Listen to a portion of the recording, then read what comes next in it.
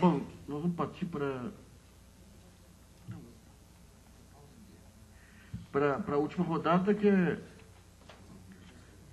algo que tem sido um pouco discutido aí, mas se não começar a discutir agora, vamos ter um problema sério pela frente aí, que é essa questão do aumento de eficiência da máquina da Receita e das secretarias, que é muito bom, mas isso significa um aumento de carga tributária também, que não é desprezível, proporcional à eficiência desses novos agentes, dessas novas tecnologias.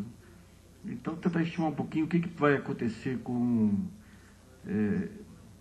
essa questão, que tem dois desdobramentos, né? Um é a carga tributária em si, a arrecadação, que mesmo você investindo aí em cima do pessoal que não paga, você tem uma zona cinzenta, que sem entrar em julgamento moral, ela garante uma fatia grande da economia. E o segundo ponto é a questão da reforma tributária, que recentemente o Bernardo Api andou apresentando aí algumas propostas, e ele dizia que essas propostas só foram possíveis ser apresentadas agora porque você vai ter essa questão da certificação como um fator aí de aumento do controle do fisco sobre as notas, né? Então eu queria convidar o Mauro Ricardo Machado Costa, que é o secretário da Fazenda do Estado de São Paulo, o Sérgio Kulikovski, que é presidente da CETSAI, e o Donizete Vitor Rodrigues, que é coordenador de Infraestrutura Tecnológica e Segurança da Informação da Receita Federal,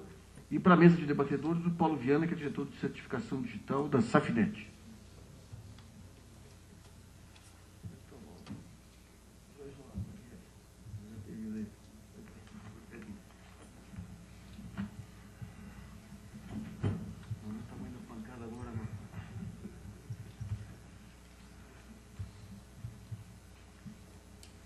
Eu passo a palavra ao Sérgio, então.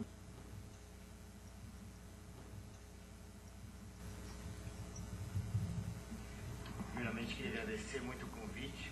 E é difícil falar depois de tanta gente que contou tanta história da certificação digital, tantas coisas que eu ia falar, então vai ficar um pouco difícil. Mas uma das coisas que eu achei muito interessante é que, há 2 anos atrás, acho que foi o 16º fórum, foi sobre certificação digital, e os temas eram validade jurídica, como ia ser feito, e hoje a gente está agora, 2 anos depois, falando muito de aplicação. Eu acho que isso aí é o fundamental, como a gente já evoluiu com certificação digital. Só para ilustrar, né, isso aqui é meio que mais anedota do que qualquer outra coisa. Esse é o nosso objetivo, é desmaterializar papel, porque podendo tirar papel, podendo desmaterializar os processos, a gente pode fazer mais online, com mais segurança e permitindo mais acesso ao cidadão, às empresas e ao governo. Próximo. Isso, e é basicamente isso: segurança, produtividade, economia, controle e eficiência. Próximo. Basicamente, o que a gente vai falar aqui é fazer uma breve introdução à importância da certificação digital no processo, tentando não ser redundante, como já foi falado, projetos, tecnologia, cases, o impacto e lançar um pouco dos desafios que a gente vê aqui olhando para frente. Próximo. Basicamente, o que eu vejo aqui é que a digitalização já é uma realidade, seja com certificação digital, sem certificação digital. Ela é a digitalização da informação, da maneira de fazer negócios e da maneira de lidar com a informação em geral. Quem não escaneia hoje seus recibos, papéis? Eu estava recentemente nos Estados Unidos, eu vi uma empresa que vende um scanner pessoal chamado Neat Receipts para você guardar cópia de recibo de compras em geral. Ou seja, tudo agora a gente já digitaliza e guarda digital. A evolução tecnológica, ela é real e ela impacta a gente na economia, socialmente, culturalmente. Nunca se viu tanta discussão sobre a sua segunda vida ou Second Life, por exemplo. E a gente está agora racionalizando e modernizando a administração tributária através do uso da certificação digital e de tecnologias de informação. Próximo. Então, basicamente, o objetivo aqui é mitigar riscos das transações realizadas em ambiente de internet, ou seja, poder fazer transações de internet que a gente gostaria de fazer antes, mas agora com risco muito melhorado e com validade jurídica nessas mesmas transações. Próximo. E quando a gente olha, é sempre uma questão de quanto esforço a gente coloca para que tipo de ganho. E também quais riscos que a gente está tendo. Então, eu acho que, por exemplo, nota fiscal eletrônica, apesar de a gente ter discutido agora sobre killer application existirem ou não, eu acho que é uma grande aplicação que, com relativamente pouco esforço, você consegue muita gente entrando na certificação digital. Seja a nota fiscal eletrônica, as declarações eletrônicas, um ECAC, um centro de atendimento virtual, são as aplicações hoje que estão mais fáceis e mais simples a gente ter grandes resultados com esforço razoavelmente limitado. Próximo. Basicamente, então, eu botei aqui um tripé que eu acho que todos esses blocos estão um em cima do outro. Então, a gente tem a certificação digital, calçada em cima disso ICP Brasil, vários serviços eletrônicos e vários dos serviços que podem ser usados hoje com relação à modernização tributária. O ECAC, SPED, nota fiscal eletrônica, DCTF, DIPJ e Super Simples, como alguns dos exemplos. Próximo. A primeira coisa que eu acho que é super importante, que eu acho que a gente conversou bastante sobre na manhã, é que a certificação digital é uma oportunidade de melhoria de processos. A digitalização, o transacional eletrônico é a motivação inicial, mas a oportunidade, a grande decorrência, o grande ganho é melhorar os seus processos, implantando novas formas de interação com empresa fornecedor, empresa governo, empresa consumidor, para desenvolver novos tipos de soluções e sistemas entre esses. Aqui a gente fala do SPED, acho que a gente já falou bastante hoje de manhã. Então, próximo. Mesma coisa também, esse slide já fomos falando de manhã. E só voltando a uma coisa que eu acho que é importante aqui, é que o principal é que a nota fiscal eletrônica é um documento de existência exclusivamente digital. Ele não existe mais no papel. Tudo que a gente falou de DANF, de outros recibos ou outras cópias, são impressões em papel num documento que nasceu eletrônico e morre eletrônico. Ele só existe eletronicamente.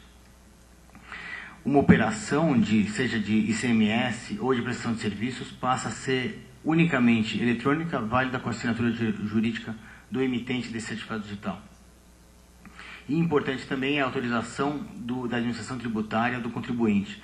Ou seja, todas essas transações estão passando hoje através seja da Receita Federal, estadual ou municipal para poder ter valor jurídico.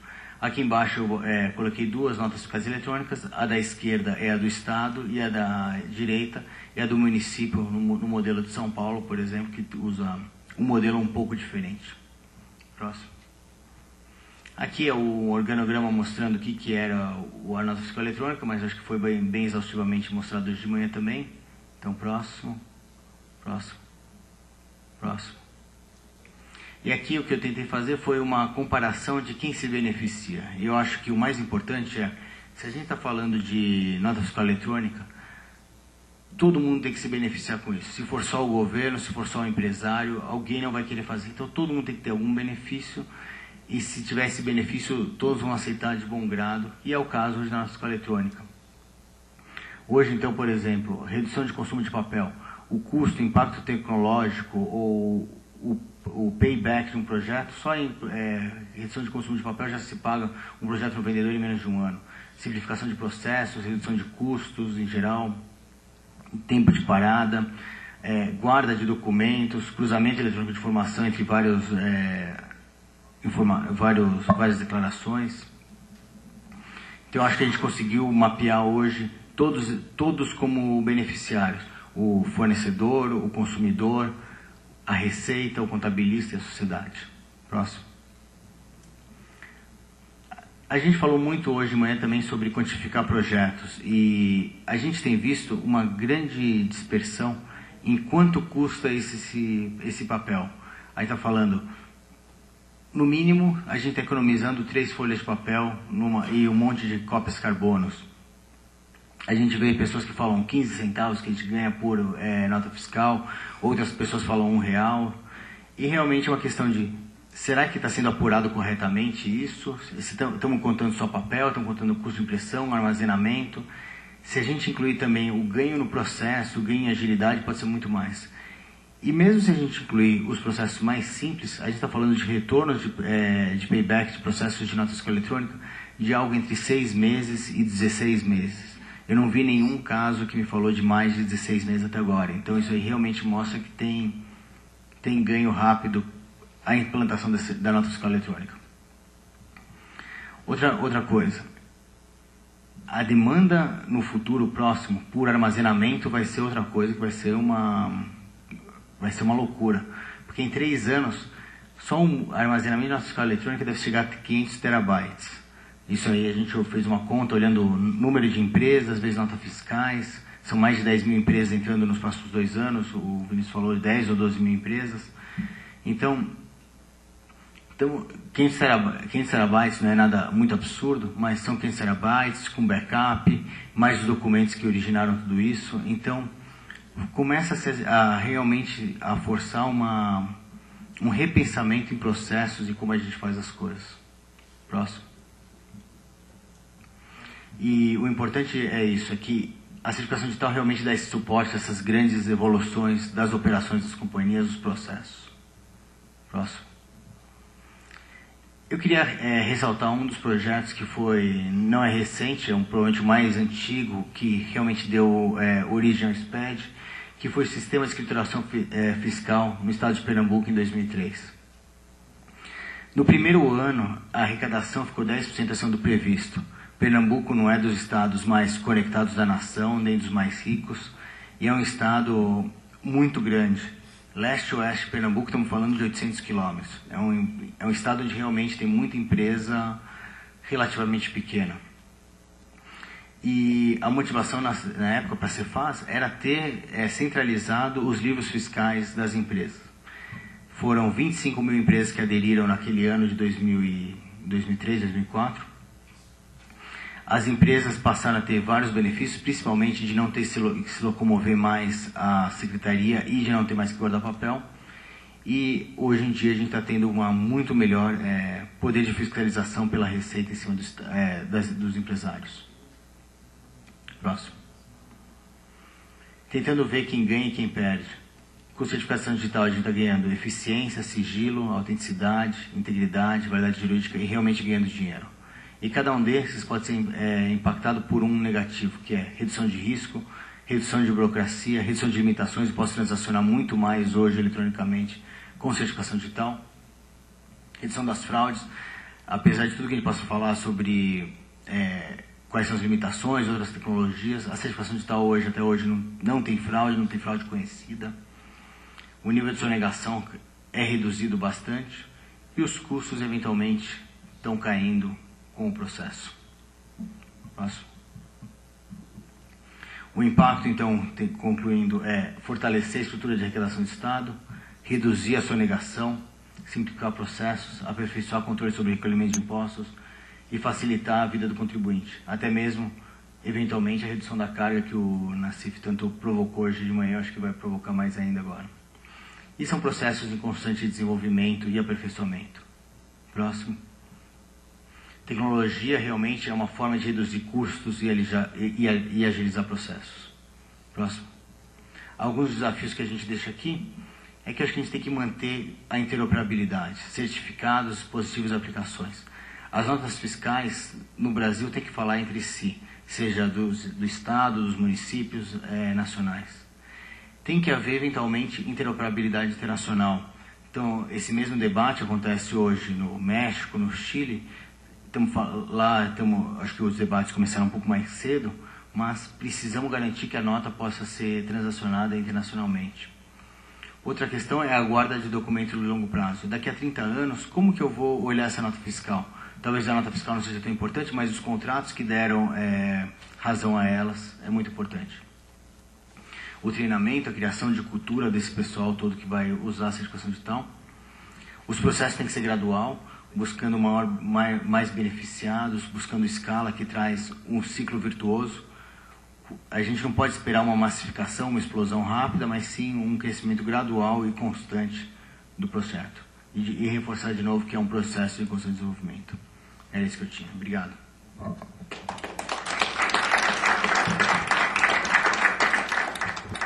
Bom, passo a palavra ao Mauro Ricardo, da Secretaria Secretário da Fazenda de São Paulo.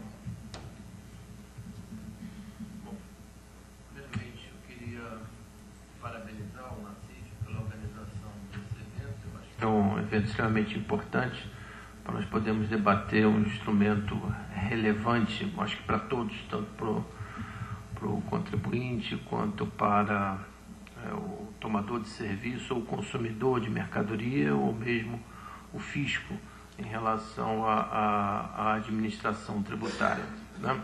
Vou falar um pouco sobre o projeto da nota fiscal eletrônica no Estado de São Paulo e um pouco também em relação à Prefeitura de São Paulo, que fomos nós que implantamos o projeto da nota fiscal eletrônica na Prefeitura de São Paulo.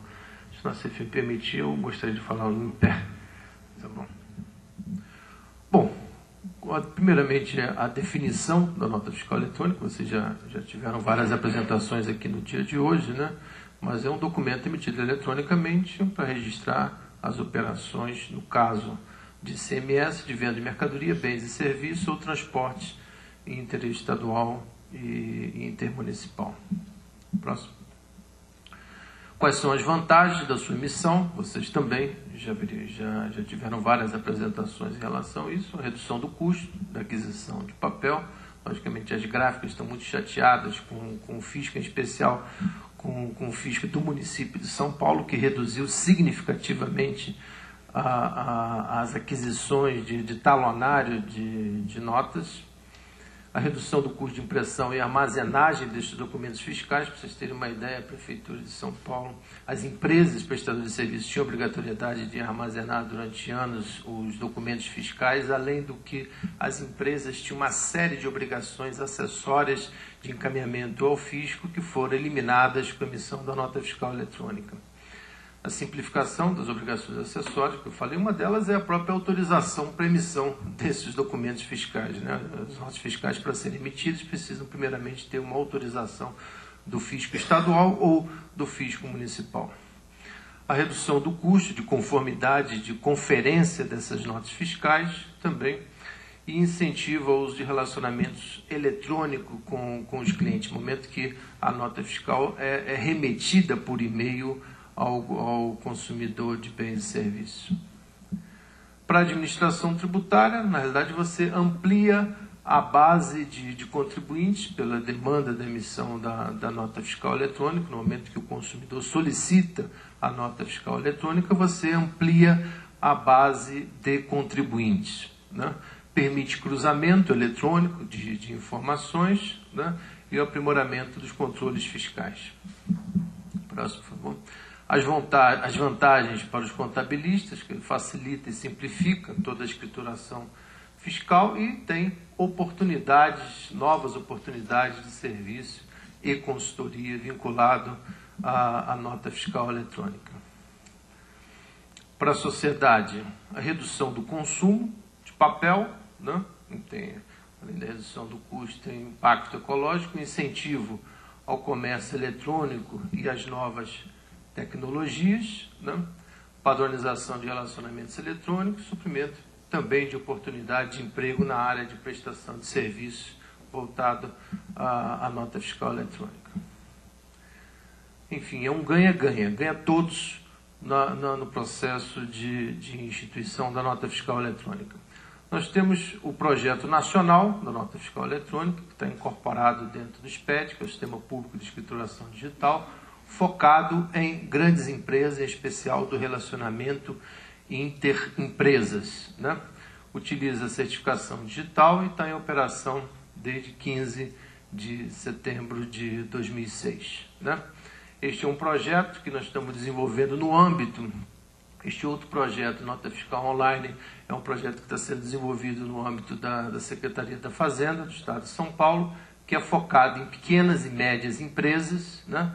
Utilização de usuário e senha, né?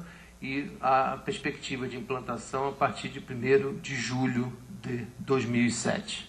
Né? Vou falar um pouco do projeto nacional, rapidamente, no caso aqui de São Paulo. Próximo.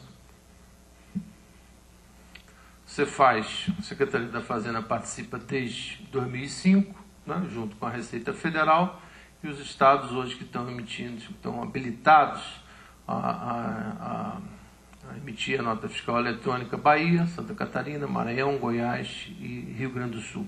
Tá? A nota fiscal eletrônica substitui as notas fiscais utilizadas na operação entre empresas, que é o modelo 1 e o modelo 2, que são operações, o modelo 1 e o modelo 1A, que são operações efetuadas entre as empresas.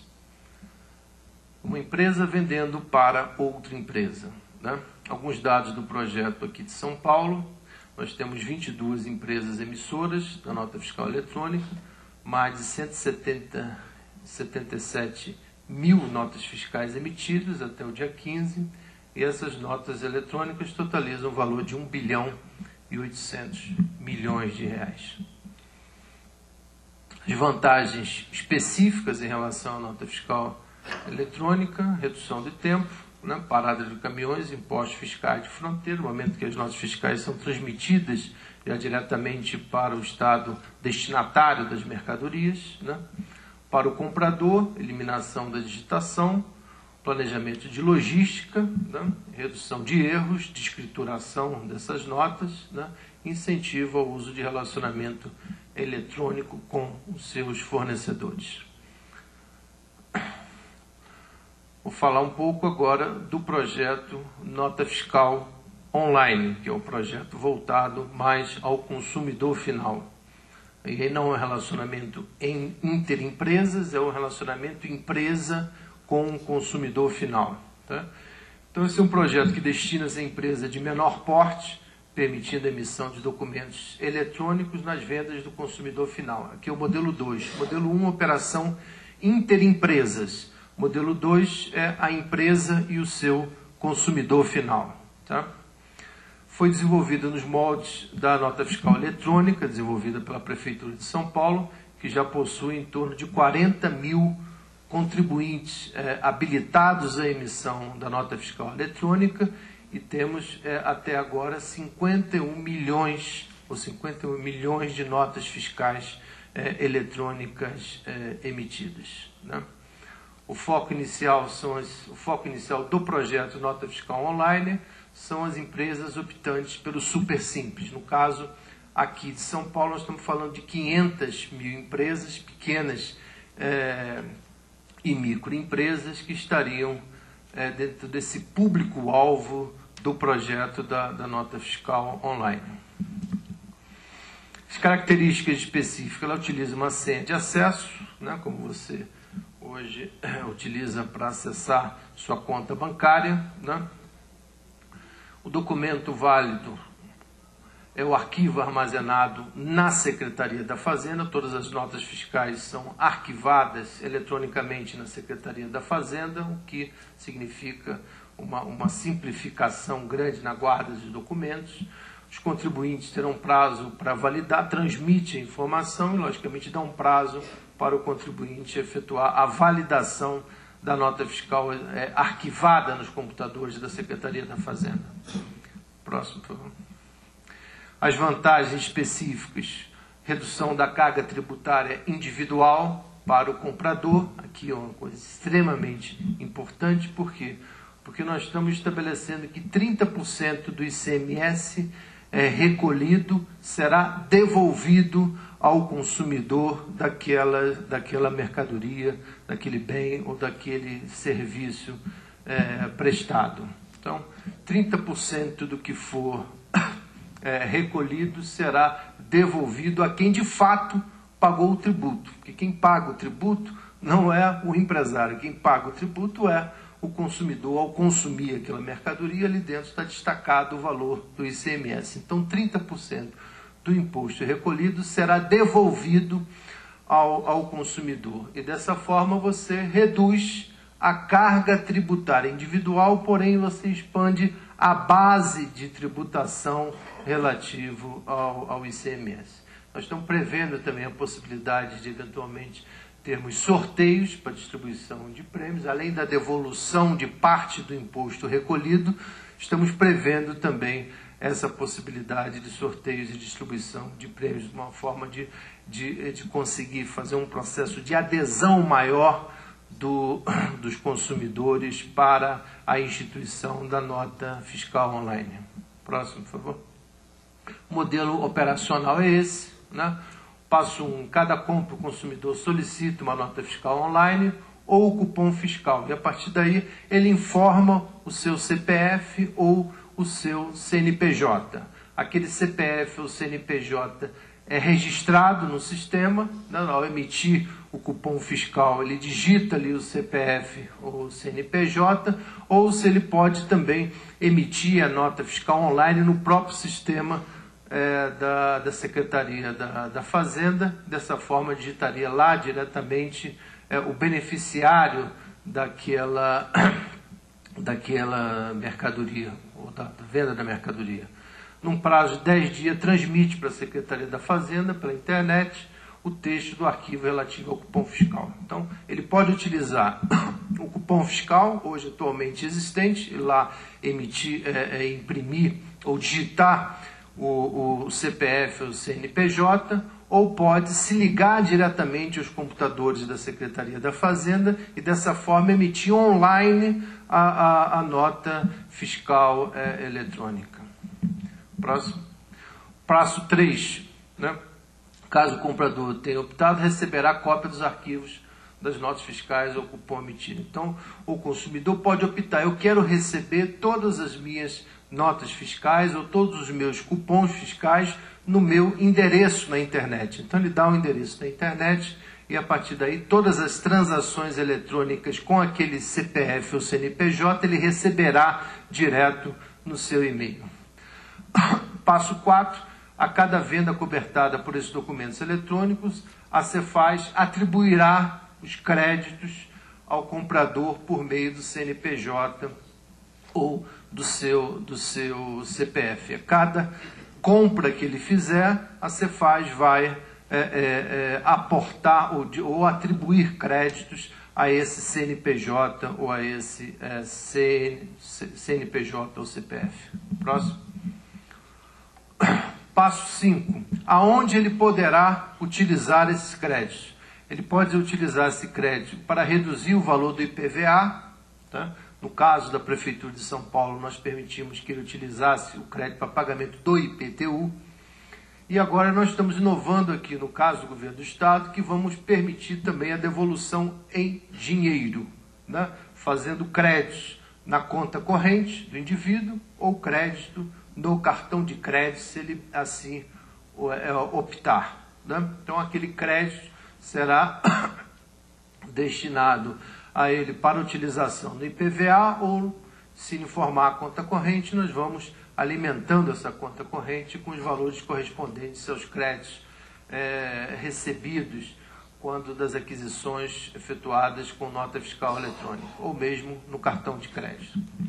O comprador poderá sempre consultar no site da Secretaria da Fazenda, ele vai ter uma senha de acesso, entra no site e consulta qual é a situação relativa àquela nota fiscal eletrônica, né? Como pode fazer o download das notas, dos cupons recebidos, enfim, ele vai ter toda a informação relativa àquela compra efetuada e com relação ao pagamento do tributo correspondente àquela nota fiscal. Se ele já pagou o tributo, se não pagou o tributo, e poderá, por intermédio também da internet, fazer as cobranças, seja a empresa que emitiu a nota fiscal e não recolheu o tributo devido, e pode também fazer cobrança diretamente ao fisco.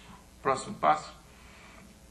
Caso ele verifique se a nota fiscal não consta do site da Secretaria da Fazenda, ele poderá exercer a cidadania, exigindo do vendedor a transmissão da nota fiscal eletrônica ou notificar a Secretaria da Fazenda pela internet. A utilização dos créditos nós estamos prevendo da seguinte forma: para as aquisições efetuadas de janeiro a junho, o crédito poderá ser utilizado a partir do mês de outubro, né, porque precisaríamos de 3 meses para fazer todo o processamento relativo a este período, né? e de julho a dezembro ele poderá utilizar a partir do mês de abril do ano seguinte. Lembrando bem que esse crédito tem uma validade de 5 anos, ou seja, ele poderá utilizar esse crédito durante o período de 5 anos. São cumulativos. Né? O crédito poderá ser usado dentro de 5 anos, né? Conforme falei anteriormente, para deduzir do valor do débito de IPVA, do exercício seguinte. Ele pode transferir isso para qualquer pessoa, natural ou jurídica, né? Ele pode ser depositado na sua conta corrente, ele faz a opção dentro do sistema. Eu quero que os meus créditos sejam transferidos direto para a minha conta corrente, ou para uma conta poupança, ou creditado no cartão de crédito, enfim, ele define aonde que ele quer utilizar esses seus créditos. A Secretaria da Fazenda poderá instituir um prêmio, quer dizer, além de você devolver parte do imposto recolhido, eventualmente podemos também instituir um sistema de premiação a esses contribuintes que exigem a nota fiscal eletrônica, né?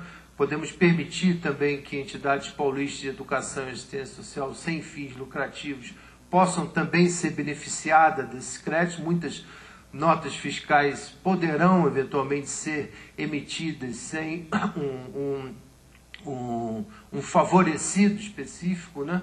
E nós podemos permitir que as entidades paulistas de educação possam se cadastrar como beneficiárias daqueles créditos. Né? Eu tomo algum serviço ou compro alguma mercadoria, não coloco lá o meu CPF ou o meu CNPJ, mas destino a uma determinada entidade e ela sim se coloca como beneficiária daquele crédito. Isso vai ser permitido dentro de determinadas entidades cadastradas na Secretaria da Fazenda.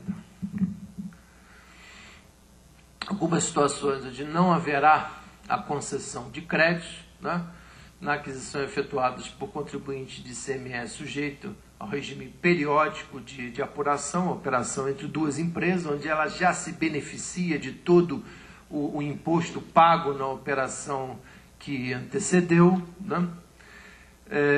Também nas operações de fornecimento de energia elétrica, gás e prestação de serviços de comunicação, também não será permitida a utilização de créditos, são poucas empresas prestadoras desse tipo de serviço, né?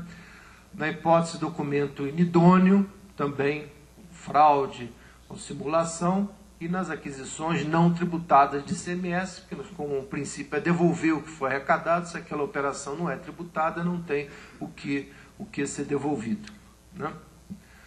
Também não será permitida a utilização de crédito a pessoas físicas e jurídicas inadimplentes para com o fisco. Quer dizer, quite primeiro as suas operações, o seu débito perante o fisco, a partir daí você estará habilitada a poder utilizar os créditos, sejam pessoas físicas ou pessoas jurídicas, né? Enfim, resumidamente, este é o projeto da Secretaria da Fazenda. Nossa expectativa é que a gente possa iniciar já a sua implementação a partir de 1º de julho, aproveitando-se da entrada em vigor do projeto do Super Simples, né, que a previsão é de entrada em vigor a partir de 1º de julho. A expectativa nossa é que a gente possa ampliar significativamente a base de arrecadação do ICMS, minimizando a sonegação de tributos por um controle maior do fisco em relação às operações relativas ao ICMS, né? E reduzindo, logicamente, a carga tributária individual, pois o contribuinte, ao se apropriar de 30% do imposto pago, estará pagando menos tributos do que paga hoje. Com a minimização da sonegação, minimiza-se também a concorrência desleal entre as empresas, com aquele que paga o tributo corretamente, concorrendo com quem eventualmente está sonegando parte de suas obrigações tributárias. Tá? É esse o projeto. Estarei, logicamente, durante algum tempo para prestar alguma informação adicional. Muito obrigado a todos.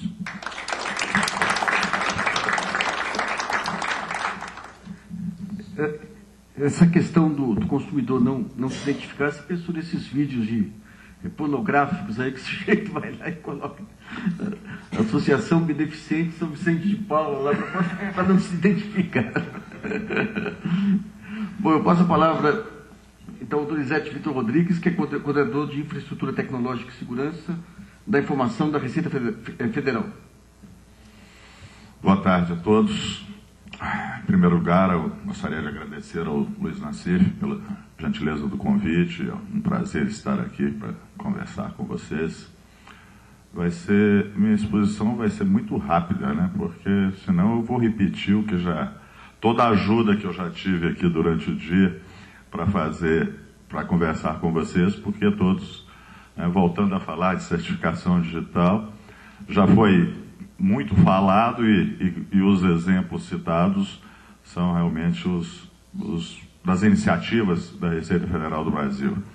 Eu não trouxe uma apresentação de PowerPoint, então talvez a essas alturas, né, de tantas palestras já ouvidas, para mim, pelo menos, PowerPoint costuma me dar um certo sono, né? Então, ao final, aí, talvez seja melhor sem isso.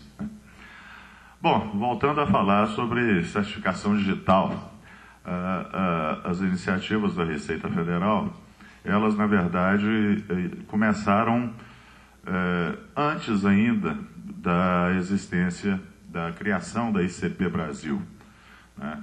Já por volta no início de 99, né, antes do advento da ICP Brasil, nós já iniciamos um projeto em que criamos efetivamente dentro da Receita Federal do Brasil, na época Secretaria da Receita Federal, uma infraestrutura de chaves públicas.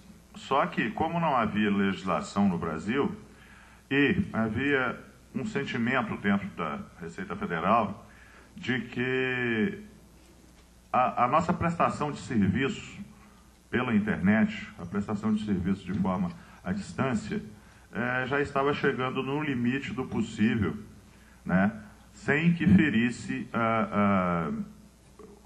sem que aqueles serviços corresse o risco de ferir o sigilo fiscal, né? No nosso caso é algo bastante sensível e nós estávamos chegando ao limite da prestação de serviço sem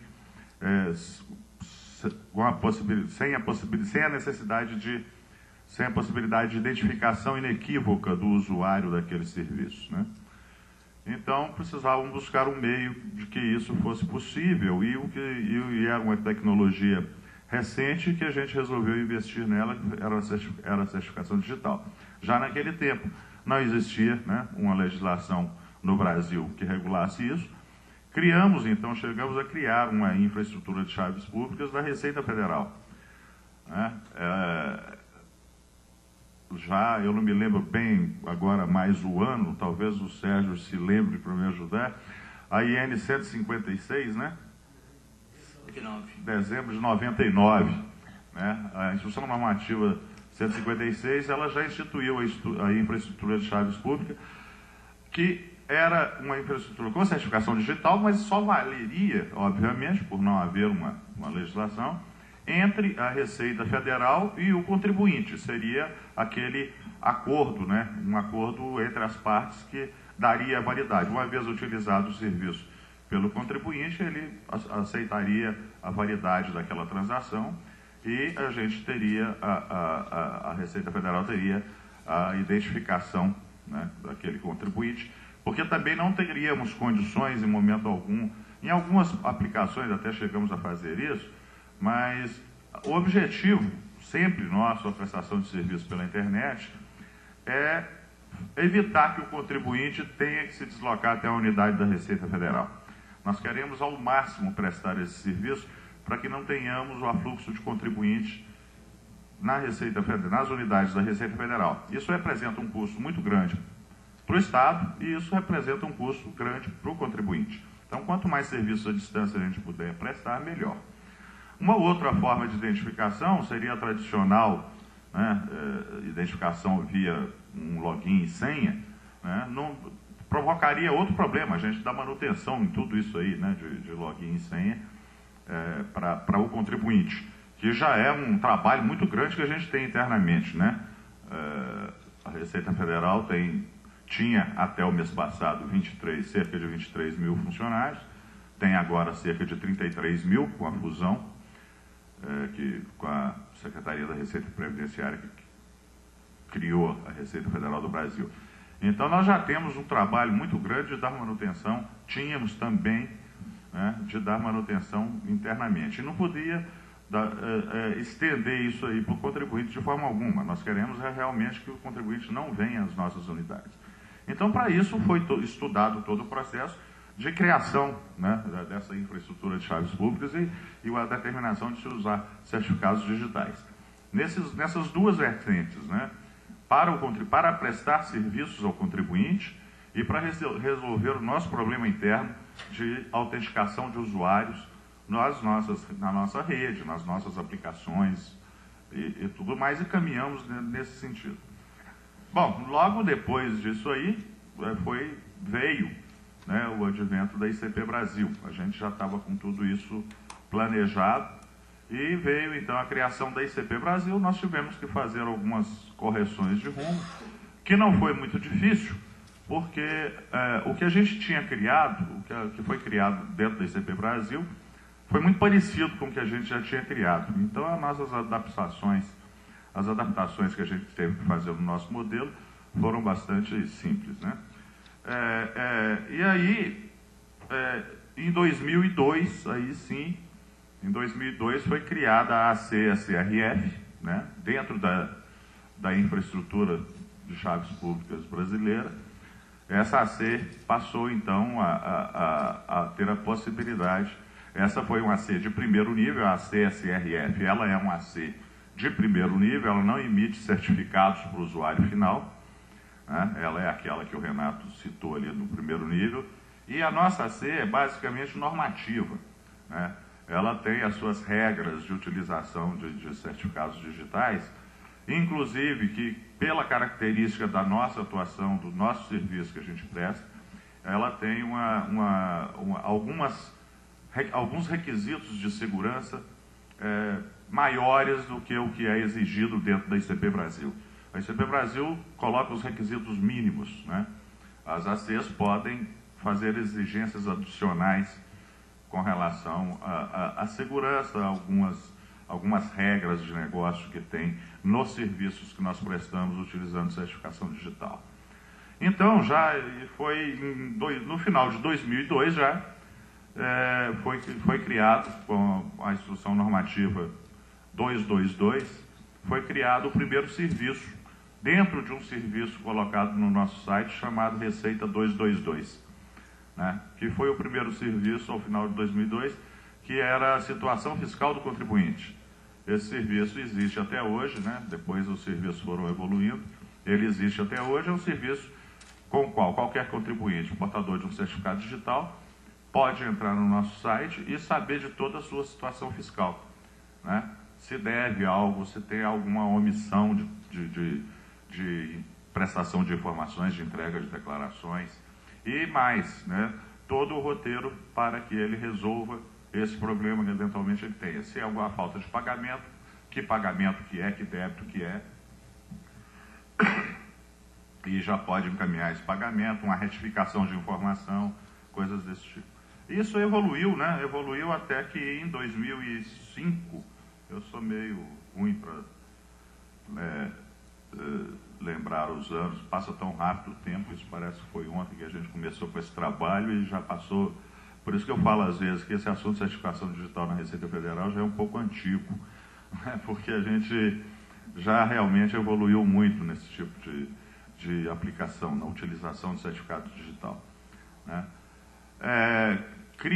Houve uma reformulação desse site lá do Receita 222, ele passou a se chamar ECAC, Centro Virtual de Atendimento ao Contribuinte, e visando possibilitar a utilização plena de algumas características ainda não disponível, mas que brevemente estará disponível em outros serviços, e serviços de mão dupla, porque hoje a gente está prestando ainda serviço num sentido só, né? O contribuinte entra lá e obtém serviços. Com o ECAC, ele pode ir lá fazer retificação de dados de pagamento, né, que é a retificação do DARF, que é um serviço muito utilizado, pode obter cópias de declaração, fazer download do arquivo da declaração que eventualmente tenha extraviado, que precisa dela para fazer a nova declaração do ano seguinte, pode fazer retificação de declarações. Já temos informação do processamento, para quem tem certificado digital, do processamento da declaração, um extrato completo do processamento da declaração, que o contribuinte pode verificar qual problema houve, eventualmente se caiu na malha, né, por que caiu na malha, qual é o caminho para resolver aquele problema. Na maioria dos casos depende apenas do contribuinte, ou uma informação errada, uma retificação resolve, coisas desse tipo, né? E foi criada também, né, lá em 2005, foi, se não me engano, 2005, a Lei 11.196, que fez alterações no processo administrativo fiscal e possibilitou a notificação eletrônica do contribuinte, né, a colocação de uma intimação, de uma notificação de forma eletrônica, né?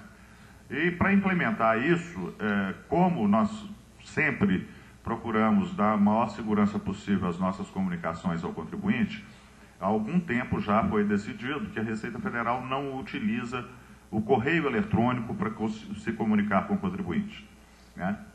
A gente vê aí em vários momentos, né, uma explosão de e-mails falsos sendo direcionados para confundir o contribuinte.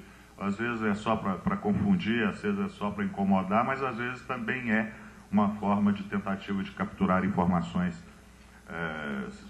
pessoais desses contribuintes. Então, essa possibilidade de comunicações ao contribuinte por meio eletrônico, ela só se tornou possível com as alterações trazidas por esta lei e que permitiu que a gente criasse dentro do nosso site, dentro do serviço do ECAC, uma caixa postal eletrônica, né? Uma caixa postal eletrônica privativa do contribuinte, não é uma caixa de correio, não é uma caixa de e-mail, né? Ele só ali naquele site, o contribuinte, com seu certificado digital, acessa aquele espaço em que ele vai receber informações da Receita Federal, né, com a certeza de que foi a Receita Federal que postou aquela informação ali e a Receita com a certeza de que foi somente o destinatário daquela informação que teve acesso a ela. E vai permitir também o sentido inverso, que ao ser notificado por qualquer razão, o contribuinte possa, pelo mesmo meio, devolver a informação para a Receita Federal, quer seja apresentando documentos digitalizados, né, esclarecendo informações, retificando informações e visando dar mais agilidade a essa relação da administração tributária com o contribuinte. Permitiu também, hoje, uma aplicação que é bastante utilizada já e que está sendo expandida a cada dia, que é o mesmo tipo de relacionamento com o Poder Judiciário. Hoje nós temos ainda, nas nossas unidades, uma quantidade grande de pessoas dedicadas exclusivamente a receber papéis, ofícios do Poder Judiciário com requisições de informações, basicamente cópias de declarações de renda dos contribuintes e dados cadastrais, né? E temos uma quantidade muito grande de pessoas dedicadas exclusivamente a essa atividade que não traz valor nenhum para a organização, né? E para o judiciário também causa aquela lentidão, embora os prazos que a gente tenha para responder sejam curtos, mas mesmo assim, isso tem um alto custo, é pouco seguro, né, e leva tempo. Então, a gente já tem um sistema de interação com o judiciário em que o juiz, o magistrado, ele, com o seu certificado digital, entra nesse serviço da Receita, com aplicação exclusiva para o Poder Judiciário, só é vista por ele, e faz aquela solicitação e imediatamente aquela solicitação é atendida e postada nessa caixa postal do magistrado e o processo é instantâneo, sem custo, sem demora e ajudando a uma agilização, né, do serviço do Poder Judiciário, a nossa relação com o Poder Judiciário. Isso está no início ainda, começou final do ano passado, mas tenho a perspectiva de atingir todo o Poder Judiciário brevemente, né? Bom, como eu disse, né, esses serviços evoluíram e possibilitou essa experiência com o uso da certificação digital, e internamente também, hoje, né, esses nossos 23 mil e poucos funcionários, todos têm certificados digitais, SCPF, né, que é um certificado que ele recebe gratuitamente, que o funcionário recebe gratuitamente, e só pode se logar nos sistemas da Receita Federal utilizando esse cartão. É um certificado A3, né? Então toda a nossa rede está com a segurança de acessos, né, por parte dos funcionários, de identificação inequívoca dos funcionários, com segurança para a Receita Federal e para o próprio funcionário, né, que deixa de correr o risco de ter a sua senha eventualmente interceptada, né, e alguém fazer uso das aplicações como se fosse outra pessoa, né?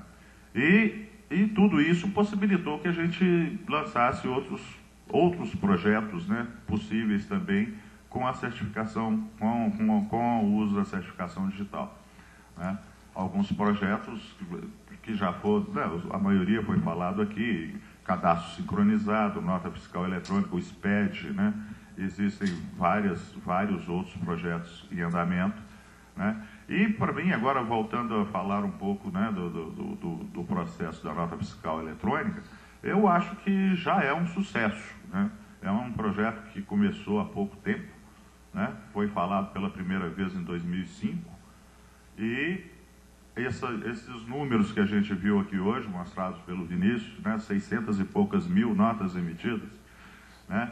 Então, já esse foi o projeto mais rápido que eu já vi sendo implementado, porque falou-se nisso há menos de 2 anos, né, e já é uma realidade, está funcionando, né?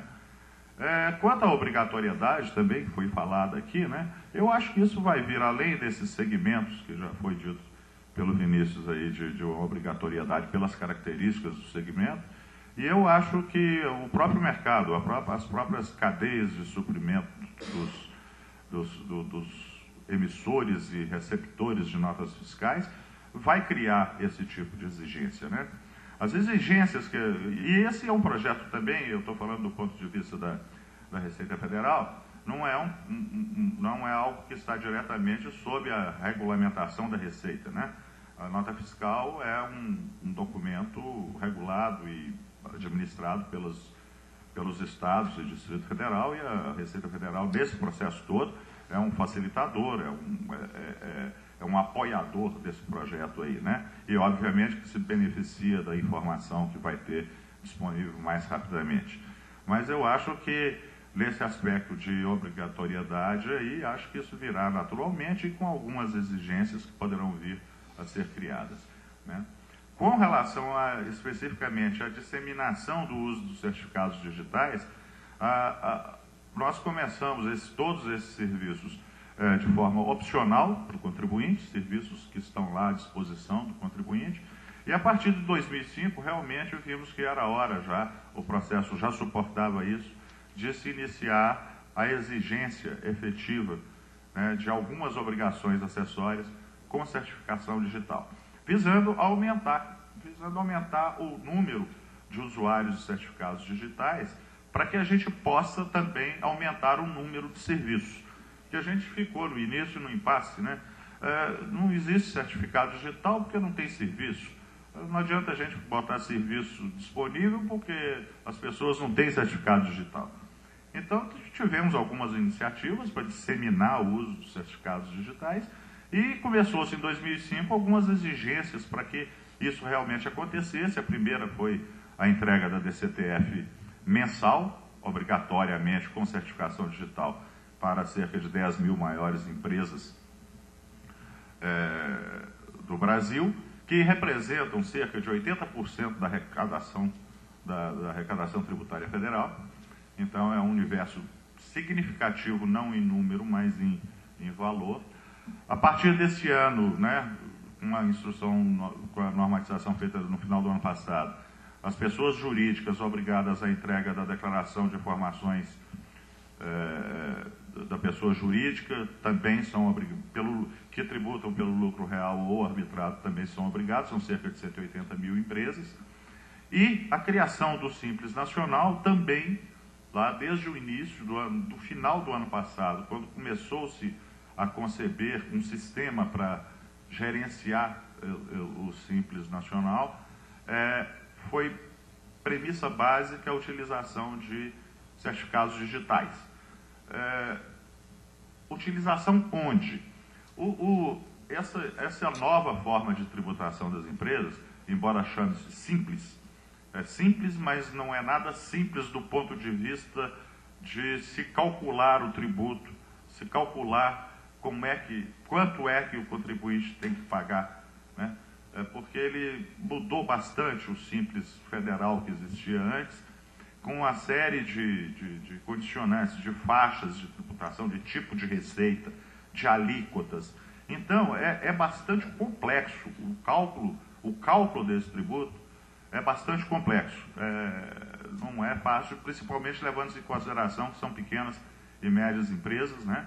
Então, resolveu-se que desenvolveríamos um sistema, uma aplicação, como se fosse uma calculadora do Simples. É um sistema que vai estar disponível a partir de 1º de julho no nosso site na internet, que vai permitir que o contribuinte informe, dê aquelas informações de tipos de receita e valores, né? E o sistema faça todo o cálculo e emita o DARF para o tributo ser pago.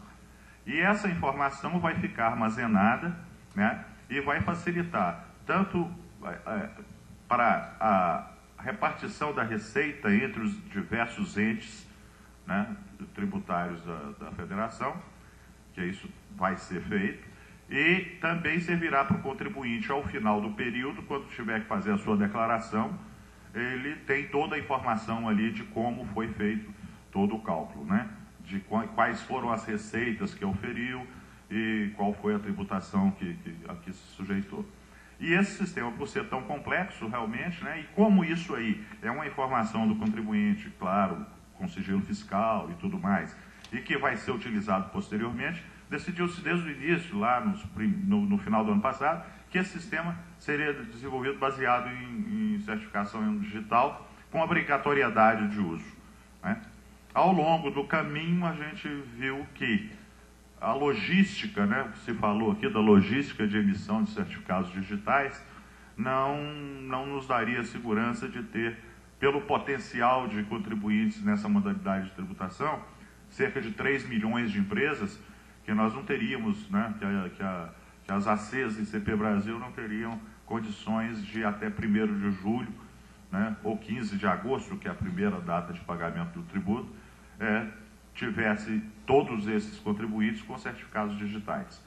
Então, continua com o certificado digital, é uma opção para entrar no sistema, tem que ter ou o certificado digital, ou vai ter uma forma de gerar um código, né, com algumas informações que só o contribuinte tem, gerar-se um código para que ele utilize, e isso vai ser provisório. A gente vai trabalhar perseguindo a meta de utilização 100% de certificado digital.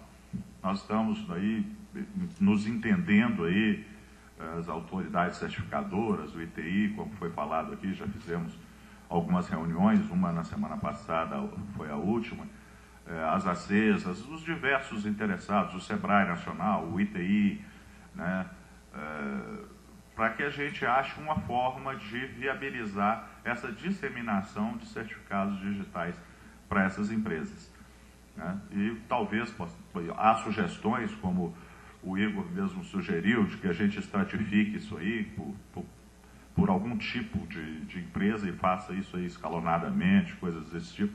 Estamos estudando. Contei aqui, eu quis situar, né, a certificação digital na Receita Federal, e com isso eu acho que esse problema, né, que foi discutido aqui, voltado para a nota fiscal eletrônica, que foi colocado o certificado digital como sendo um problema, por todos esses números aqui que a gente está vendo, eu acho que não é um problema. Eu acho que é só de se ter uma forma de fazer isso. Quanto ao certificado digital em si, eu acho que já está mais do que patente de que é possível, não há grandes problemas na sua disseminação. Custo já deixou de ser um problema há muito tempo, como disse o Renato aqui. Quanto é que vai custar daqui a pouco? Não, quanto é que já custa hoje não ter o certificado digital? Dependendo do porte da empresa e dependendo da sua atividade, a gente vê hoje que essas empresas comparecem quase que diariamente. Quem não tem o certificado digital comparece quase que diariamente à unidade da Receita Federal para resolver algum problema, né? E a maioria, a grande maioria do que vai se fazer lá pode ser resolvido pela internet no nosso centro virtual de atendimento ao contribuinte. Então, o custo disso, olha, um certificado digital de 3 anos é pago em alguns dias. Porque quanto é que custa ter uma pessoa que vai todo dia na nossa unidade, com o tempo que isso leva, né, o trabalho que dá, o custo de transporte, de tudo mais. Então, eu acho que hoje já é, dependendo da empresa, o custo, para pessoas jurídicas, o custo é alto de não se ter um certificado digital, né? Então, era basicamente isso que eu tinha para colocar para vocês. Fico à disposição para para as perguntas, né? E queria só, me lembrando aqui, Nassif, que você fez uma pergunta de manhã, que com isso aí, com relação a análises setoriais, né, da economia, se não existia algum meio de se fazer isso. Existe sim, existe um convênio já da Receita com o IBGE, né, na criação da Classificação Nacional de Atividades Econômicas, né?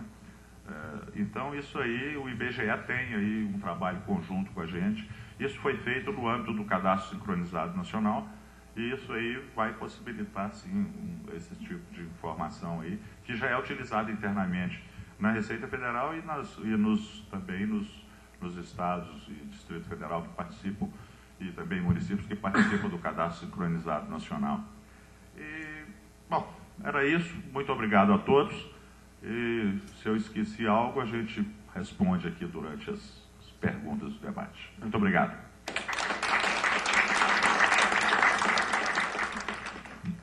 Boa tarde, Maurício.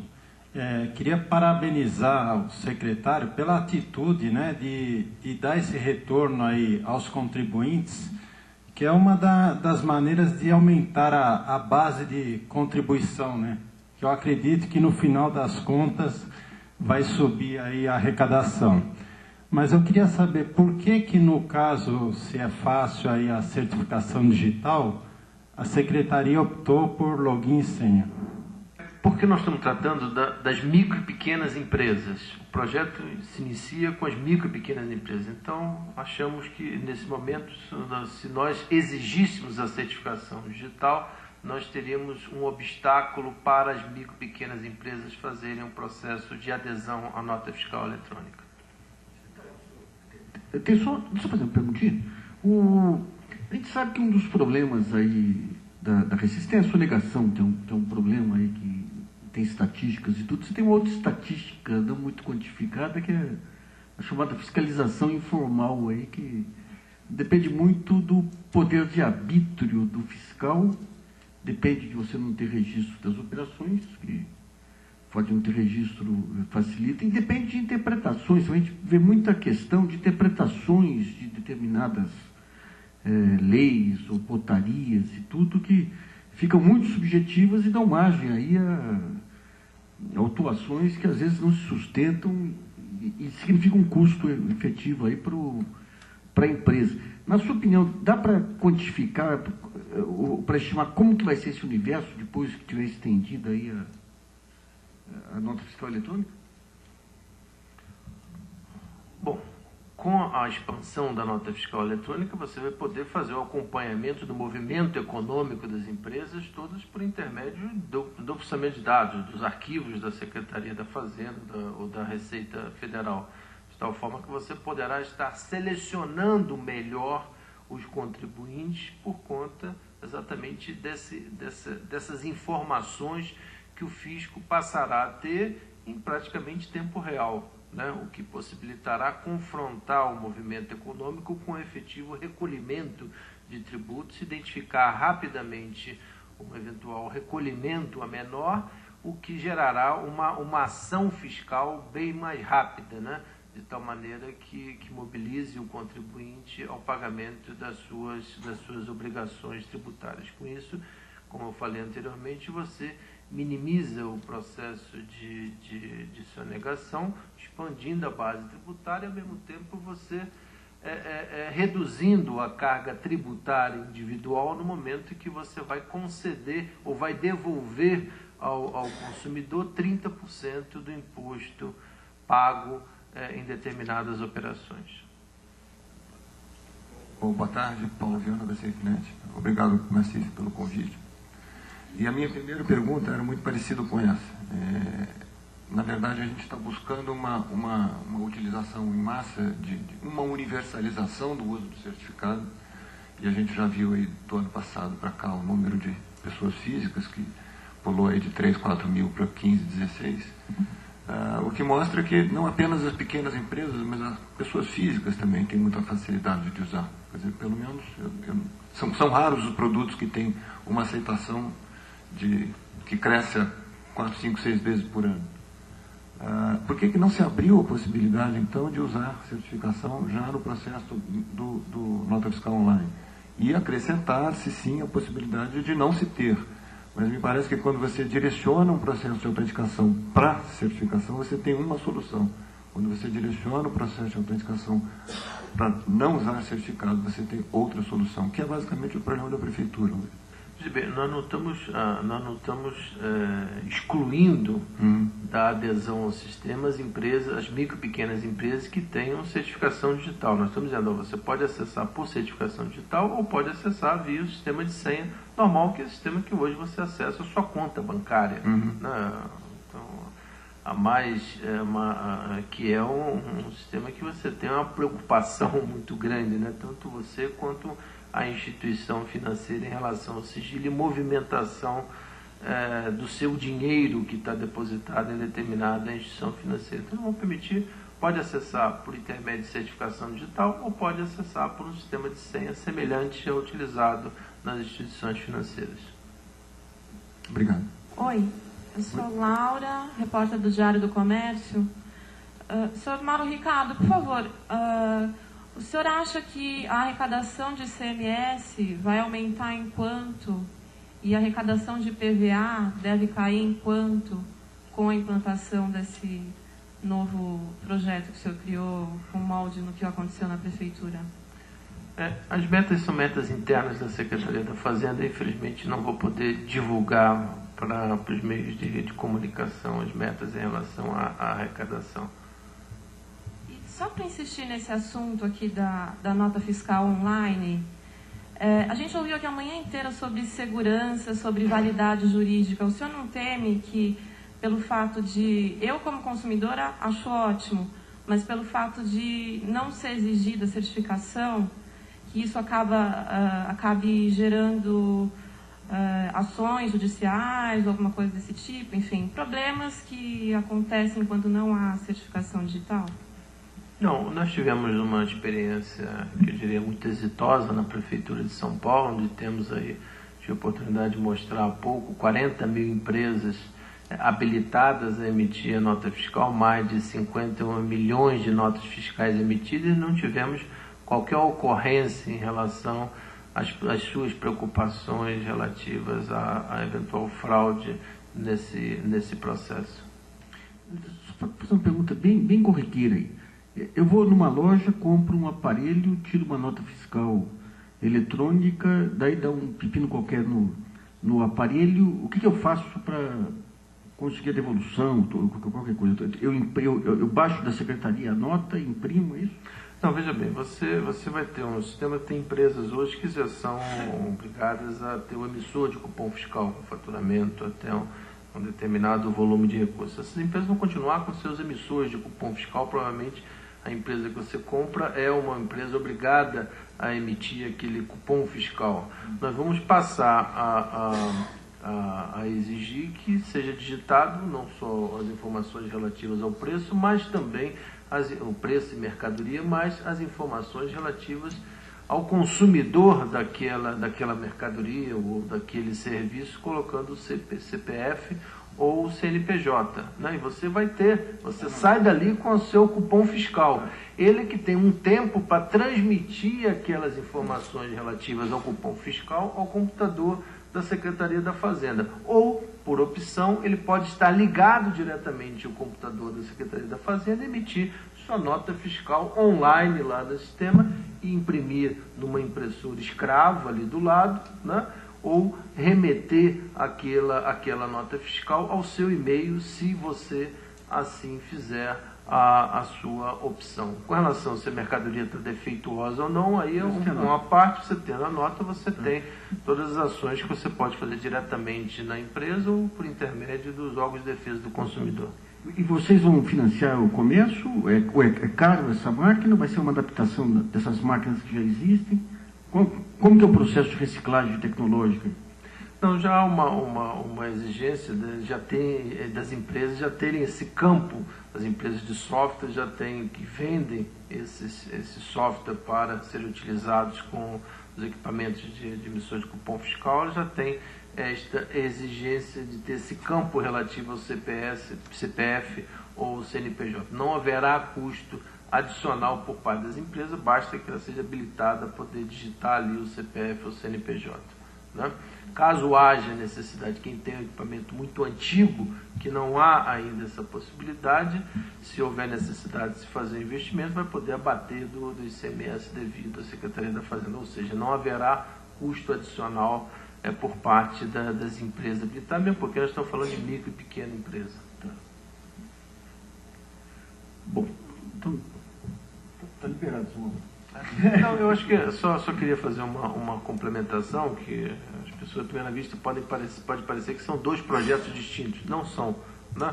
São projetos que se complementam, né? O projeto nacional é relativo a operações interesempresas, né? E este é um projeto para o consumidor final, né? De tal maneira que a gente evite aí a sonegação em cadeia, porque se quem vende ao consumidor final não emite nota fiscal, ele vai começar a forçar os seus fornecedores a também não emitir a nota fiscal. Então é um projeto que se complementa ao projeto Nota Fiscal Eletrônica Nacional, de tal maneira que a gente tenha um controle da cadeia toda, desde do primeiro produtor da mercadoria até o consumidor final. Só isso. Queria...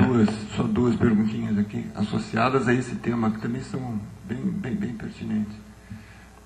Eu também faço palestras de vez em quando sobre nota fiscal eletrônica, e um dos assuntos que me foi perguntado há umas semanas atrás foi, partindo-se do pressuposto, infelizmente realista, de que a gente vai ter que lidar com a corrupção em algum momento, eu fiquei confuso em dizer por onde que a corrupção poderia acontecer, dado, eu imagino, no exercício de adoção radical de nota fiscal eletrônica. Supondo que todas as empresas usassem, de uma hora para outra, num passo de mágica, todas estariam cadastradas e todas só emitiriam nota fiscal eletrônica e todas as pessoas só comprariam. Eu tive uma certa dificuldade de pensar numa solução assim, mas eu acho que faz parte do nosso dever cívico, né? Imaginar por onde que a gente conseguiria ver alguma coisa, enfim, tipo, enfim, um desvio, alguma deformação de conduta acontecendo no cenário da arrecadação. O ser humano, infelizmente, está... Muito criativo, né? Muito criativo, e certamente uma ou outra pessoa encontrará uma forma de agir incorretamente, né? Mas isso ocorre tanto no público quanto no privado, né? Temos que inibir esse tipo de procedimento, fechar ou quase todas as possibilidades de que isso ocorra e punir adequadamente quem venha a cometer esse tipo de desvio de conduta. Infelizmente, essa não é a regra geral. Isso são exceções que ocorrem em todas as categorias profissionais. Eu queria fazer só uma perguntinha rápida para os dois, que é o seguinte: nós temos aí esse sistema da Previdência que mostrou, é um sistema antigo já, que mostrou inúmeros vazamentos aí, pela implantação num período em que você não tinha essa noção de segurança, pelo envelhecimento do sistema. Vocês chegaram a fazer alguma análise sobre como estabelecer sistemas para impedir intervenções individuais de pessoas, de intermediários, aí como ocorreu? Que lições que se tira desse queijo suíço que era o sistema da Previdência? A Receita, principalmente agora que está trabalhando aí, é fusão ou é incorporação ali? Fusão. Ah, fusão. É fusão. Vocês chegaram a fazer uma análise aqui sobre o processo que levou aquele queijo suíço?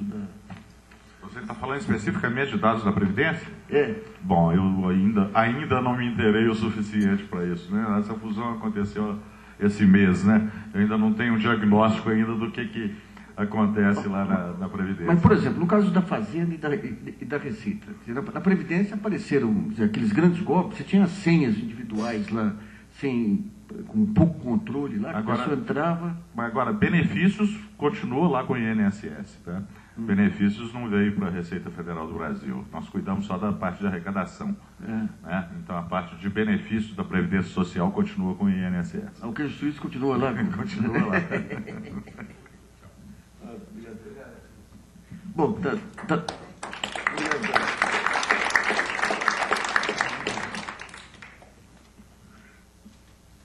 Até mais. Obrigado, então. Bom, as perguntas estão abertas aí para a gente encerrar o dia. Microfoninho. Ajudando os colegas nessa resposta quanto à segurança, o que pode ser feito, quais são as lições, existe uma série de normas que devem ser obedecidas, inclusive recém foi publicado agora a NBR 27001, que é a implementação de um sistema de segurança de sistemas de informação. Sistemas de informação lato sensu, não é só de informação dentro da TI, né, da tecnologia da informação, mas sistema dentro das empresas e das organizações. Então, o caminho, eu acho que deve ser seguido, e a gente, particularmente nós, estamos investindo nisso aí, a Receita tem certeza que também está, a aderência aos códigos chamados de boas práticas. A gente evita falar de melhor prática porque está entrando em uma comparação, né? Boas práticas em termos de segurança de informação, isso é um movimento mundial. Vale dizer que, sim, as nossas políticas de segurança, as nossas normas de segurança dentro da Receita, sempre se pautou por seguir normas internacionais e nacionais, né, que são normas normalmente criadas em entidades internacionais, e toda a nossa política de segurança da informação, que a gente vem evoluindo nisso desde até 96 praticamente, não existia muita preocupação com segurança da informação, os sistemas eram todos muito centralizados, acessos online eram eventuais, era tudo processamento batch, né? Então não existia. A partir do momento que isso aí evoluiu para as redes, para tudo mais, a gente começou a implementar políticas de segurança da informação e que são hoje, eu considero, e são consideradas, né, bastante rígidas no âmbito do serviço público. A gente segue não só as normas internacionais, mas como as normas do governo federal para a segurança da informação. Existem alguns decretos que regulam isso, né, e portarias ministeriais, e as nossas normas de segurança da informação são bastante rígidas, e com o uso, principalmente, da certificação digital, é mais uma preocupação com a segurança contra acessos indevidos a informações dentro da Receita Federal. Eu vou ter uma pergunta para o Donizete. Donizete, o nível atual de excelência de gestão da Receita Federal, em questão tecnológica e de segurança, tem uma ligação com o intercâmbio com a Receita Federal Americana? Em nível de cooperação, troca de ideias, desenvolvimento de softwares para evitar fraudes, a questão da segurança da informação. Eu gostaria de saber, porque desde o tempo do professor, nessa época também, Osíris Lopes Filho, ele sempre propunha esse intercâmbio com a Receita Americana e depois na gestão do Everaldo Maciel. Eu gostaria de saber se essa é a realidade, até que nível está o intercâmbio e troca de ideias com a Receita dos Estados Unidos. Bom, em termos de tecnologia da informação e segurança da informação, nada. Tá? Existem cooperações, é claro, com com vários organismos internacionais, outras administrações tributárias, na área de inteligência, né, da Receita, na área de comércio exterior. Isso existe realmente muita cooperação. Mas agora, especificamente na área de tecnologia da informação e de segurança da informação, nenhum. Vou fazer uma pergunta. Nós temos um problema que já vem lá de começo dos anos 90, que grande parte aí da grande poupança nacional saiu daqui através de expedientes variados e volta como fundo offshore. E esses fundos offshore não só não pagam impostos, como parece que tem uma blindagem em termos de fiscalização, porque estão submetidos a leis de outros países aí. E um dos grandes desafios que vem pela frente vai ser enquadrar esses fundos, que no fundo são capitais nacionais aí que saíram gerados através de subfaturamento ou de atividades criminosas aí. Se amanhã tivesse que enquadrar esses fundos, digamos, com essa parte eletrônica, com essa integração eletrônica e tudo, esses acordos internacionais, vocês teriam condições de atuar, de descobrir quem é que está na ponta, de descobrir esse dinheiro que sai, por exemplo, do Brasil através de determinadas contas, a destinação final, como faz, por exemplo, o fisco americano? Bom, primeiro eu queria te pedir desculpa, mas esse não é o meu negócio na Receita Federal. É tecnologia e segurança da informação, né? Mas, através disso, usando a tecnologia e segurança da informação, existem várias operações, investigações, isso aí está na mídia a todo momento, né? Em que é feito em cooperação com órgãos de repressão de outros países e com organismos internacionais que, de vez em quando, a gente vê que alguma coisa aparece aí, né? Mas detalhes não é exatamente o meu negócio. Opa, por favor. As principais preocupações do governo americano a partir do atentado às torres foi melhorar a capacidade de rastrear o dinheiro pelo mundo. E, até então, o dinheiro que era trafegado pelo mundo trafegava por um sistema muito frágil, baseado em nome e senha. Acordou-se aí, enfim, Estados Unidos e Europa, as principais nações do mundo acordaram de se fazer vamos buscar uma forma de rastrear o dinheiro, porque essa é uma maneira de você evitar a sonegação e, se der tudo certo, impedir o terrorismo, ou pelo menos cortar o oxigênio do terrorismo. A grande rede de mensageria de câmbio pelo mundo chama-se SWIFT. E é, na verdade, um sistema muito simples que está em todos os bancos que mexem com câmbio, ou seja, em todos eles. E eles fizeram no ano passado uma migração para a certificação digital em massa. Então, a SWIFT, na verdade, comprou as soluções todas de certificação digital e implementou em todos os seus associados no mundo inteiro, visando aperfeiçoar o rastreio desse dinheiro e, eventualmente, até poder pegar esses personagens que você citou aí. Isso aconteceu do ano passado para cá e ainda está em processo, deve acabar até o final desse ano, eram de várias fases, 1, 2, 3 e 4, até o final de 2007. Todos os 10 mil bancos da SWIFT já estarão. Quer dizer que o Maluf foi vítima da tecnologia, então. Isso. Existe a ICP Brasil e foi mencionado que pode vir a existir uma ICP internacional. Né? Existe já esse projeto? Qual é o andamento desse projeto aí de uma ICP internacional? Na verdade, o que eu acho que na própria MP 200, nas resoluções, se falava muito de certificação cruzada, que era a ideia de você fazer várias ICPs locais e fazer elas conversarem entre si e sabendo os padrões entre elas. Então agora está se tentando fazer alguns pilotos disso, mas é uma coisa super complicada, porque imagina que foi tentado fazer uma ICP Mercosul, e a ICP Mercosul tinha, por exemplo, o Paraguai e o Uruguai, que queriam que a ICP Mercosul, a sala cofre, fosse de um nível de segurança menor do que a do Brasil.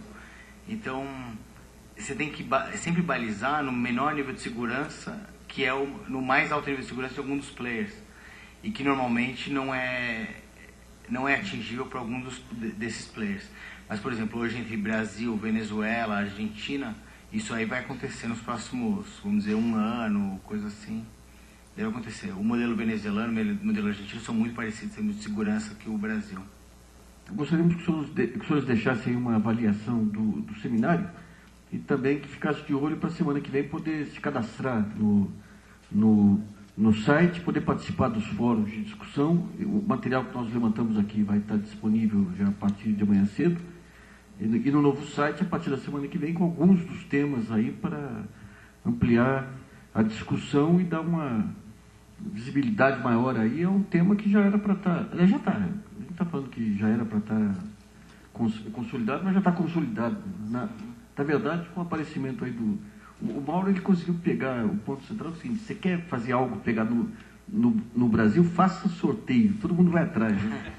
Então, muito obrigado e até a próxima reunião do Projeto Brasil, então.